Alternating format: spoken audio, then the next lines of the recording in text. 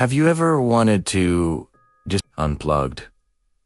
Get away from the endless scrolling, the constant notifications, the pressure to be online 24/7. My friends and I did. We were obsessed with the idea. So when Liam found it, we thought it was perfect. He called it the offline town. A tiny, forgotten spot in the mountains. So remote, it didn't even show up on satellite maps. No signal, no Wi-Fi, nothing. The perfect place for our digital detox challenge. 48 hours, zero tech. We'd film everything on our old camcorder and drop a killer video when we got back. We packed our bags, full of excitement, completely clueless about what we were driving into. The drive itself felt like traveling back in time. Paved roads turned to gravel, then to dirt. Our phone signals died one by one, bar by bar, until all 4 of our screens just said no service. We finally saw the sign, weathered and faded. Welcome to Harmony Creek. The town looked still, like a photograph. Quaint little houses, a single main street with a general store and a diner, but there was no one around. No cars, no kids playing.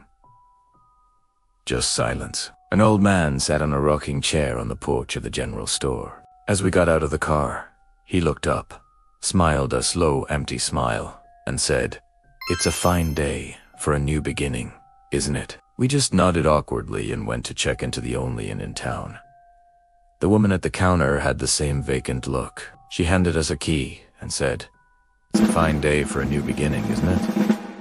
We laughed it off. Just a weird, small-town thing, we figured. The first day was strange, but we tried to make the most of it.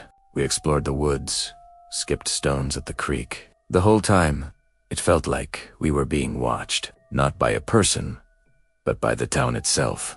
The trees, the houses, the empty windows.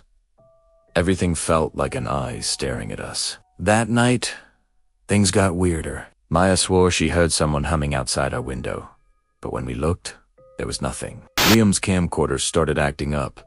The footage glitching was static for a few seconds at a time. We went to bed a little on edge, blaming it on our minds playing tricks on us without the usual distraction of our phones. The next morning, I woke up feeling a horrible sense of deceit. We went down for breakfast, and the innkeeper greeted us with that same empty smile. "It's a fine day for a new beginning, isn't it?" she said.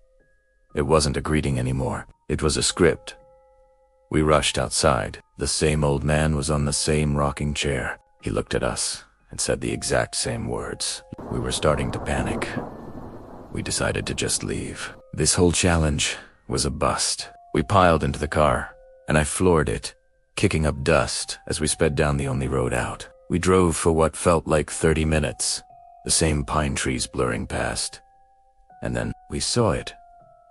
The Welcome to Harmony Creek sign. We were back where we started.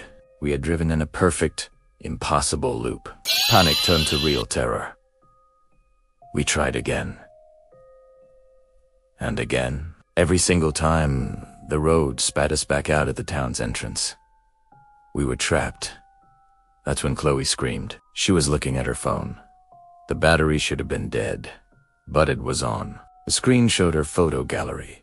It was full of pictures we never took. There was one of all of us, sleeping in our beds at the inn, taken from the corner of the room. Another showed Liam standing in front of the town's old, boarded-up library, a place we'd never even gone near. His eyes in the photo were wide with a terror I had never seen before. In the background of every picture, just barely visible in the shadows, were blurry figures. Dozens of Team Who's watching. My phone lit up next. It wasn't photos. It was a single, corrupted file. A text document. Most of it was just scrambled code, but a few phrases were legible. Project Silence. Consciousness Severance. Protocol. Data void. Subjects failed to reintegrate.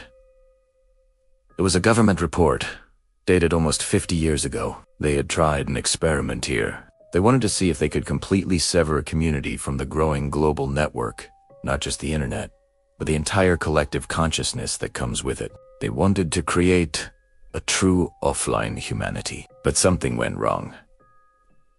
They didn't just cut Harmony Creek off. They erased Italiano. The town and everyone in it became a corrupted file in reality. A broken loop. They weren't dead, but they weren't alive either. They were a memory. A ghost in the machine, and we were becoming part of it. We realized the town wasn't just repeating a day. It was absorbing us. Our faces were starting to look as pale and vacant as the locals. Our words were becoming slower, more repetitive. Liam tried to speak, but all that came out was, "It's a fine day for a new..." A new ... double quotes he couldn't finish.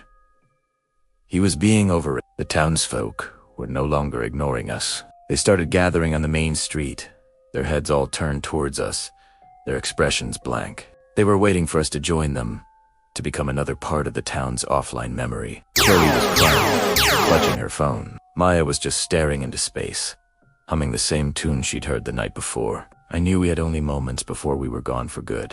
Liam, with a final burst of who he used to be, grabbed the camcorder. He pointed it at his face, his eyes screaming what his mouth no longer could. He fumbled with my phone, trying to connect the two. It was impossible. There was no signal, no Wi-Fi. But the screen flickered. An upload bar appeared. It was connecting to something. Not the internet, but something else. The static on the camcorder screen grew violent. Faces began to appear in the noise.